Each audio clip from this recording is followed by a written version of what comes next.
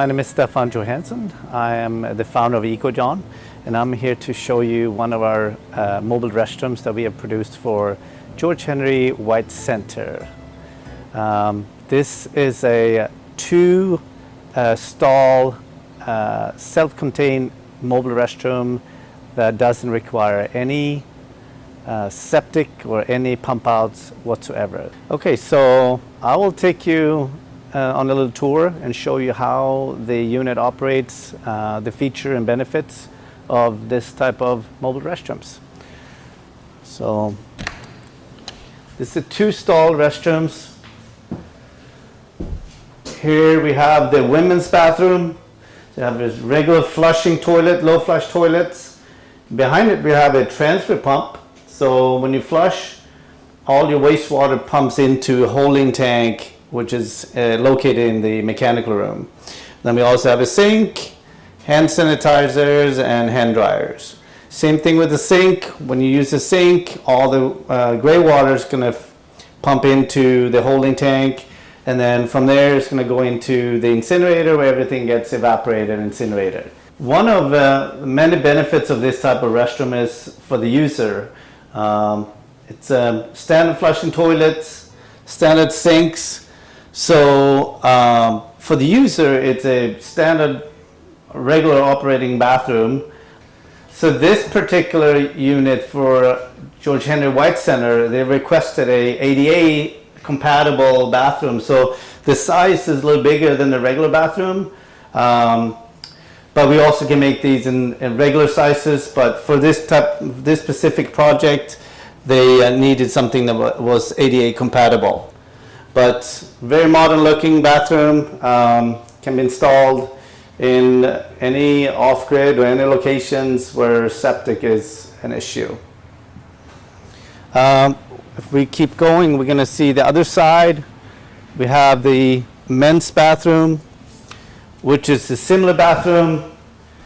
It has an additional waterless urinal. So same thing here, your toilet, your urinal, your sink, everything flushes into the holding tank, and then from there in the holding tank, it gets pumped into the incinerator. Everything is automatic. When you flush, you don't need to touch anything. Everything is touchless. Same thing with the hand dryer, the sink. So a very modern looking bathroom. And now I'm going to take you behind the scene to show you exactly what's going on in the mechanical room and what happens to your wastewater.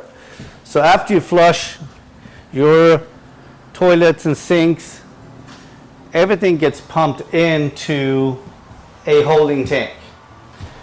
So everything pumps into here, and as soon as the level starts to build up inside the tank, the level senses in here. So when this level starts to build up in the tank, then it will send a signal to the incinerator, and then it will start to process, it will start to pump in some of the wastewater into this incinerator. The whole system is controlled by an advanced PLC. So it will control how much pumps in, how much is processed every hour. And we also have a remote monitoring system. So this allows us to monitor all the installations remotely.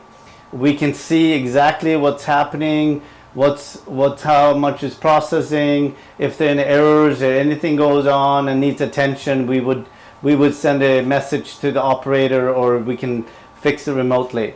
But this is a very advanced system that controls the entire operation. So basically all your black and gray water gets pumped in from the holding tank into the incinerator, where everything gets processed, and all you get left is a small amount of ash.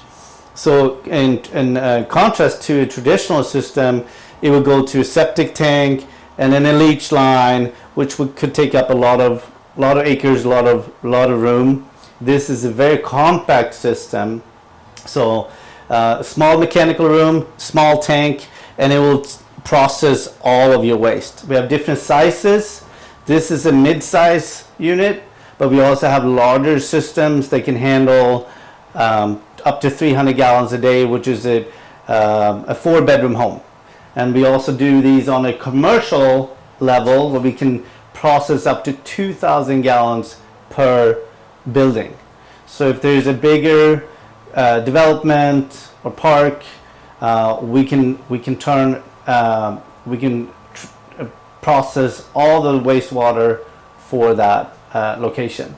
But this location, this project, the WC32 is a mid-size unit, and that can handle all the black and gray water from these bathrooms. When it's time to clean out the unit, you basically open the tray, open the door, and then there's an ashtray located inside the unit.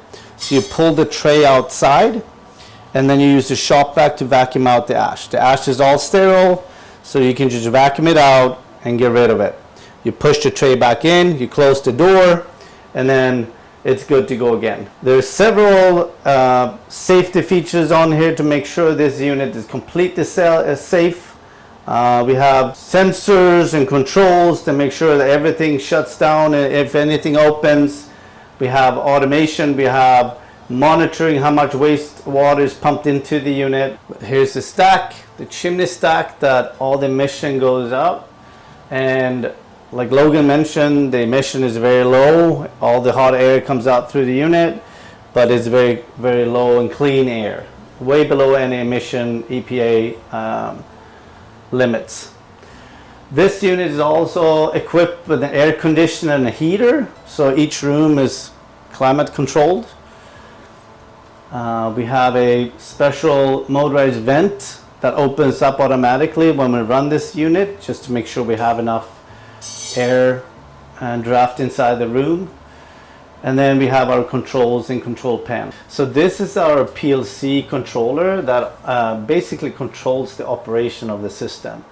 With this screen, you get to see all the data that we need, what burn temperature it operates on. We also have different operation modes. Most of our customers can run this in auto mode, which means that the unit will turn on and off itself depending on the level in the tank. But we can also run this in manual mode. We have the different gauges that shows the levels in the tanks.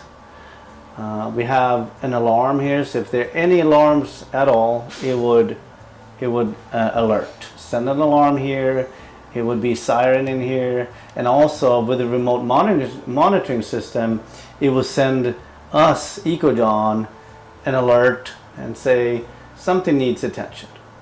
So this is a very important part of the system. Alright, so this is our water heater. So each restroom has a heated sink.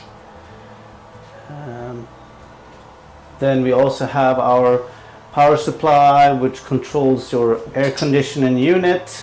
So we have a control system for the air conditioning unit too, and it actually comes with a remote control that's sitting on the wall over here.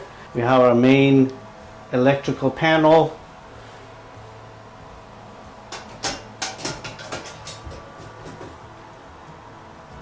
Okay, so this is the waste tank that holds all your black and gray water. So we have our sink water, the gray water from the sink goes through the pump and pumps in here into the tank. We also have our toilets, the black water from the toilets, they go through the pump and pumps into the same tank. So all your black and gray water builds up in the tank. And then we also have a special PSI level sensor, and that's what communicates with the PLC. So as soon as you get to a certain level inside the tank, that's when the incinerator kicks on and starts the evaporation incineration process. When the tank level comes down to lower threshold, then the unit will shut itself down and put itself in standby mode. And then we'll sit in standby until the level builds up again, and then we'll start over again. So here's the door to the burn chamber where you clean out the ashes. And just for safety reasons, we have a door switch. So if the door switch is not triggered, meaning door closed, the incineration will not allow any incineration going on.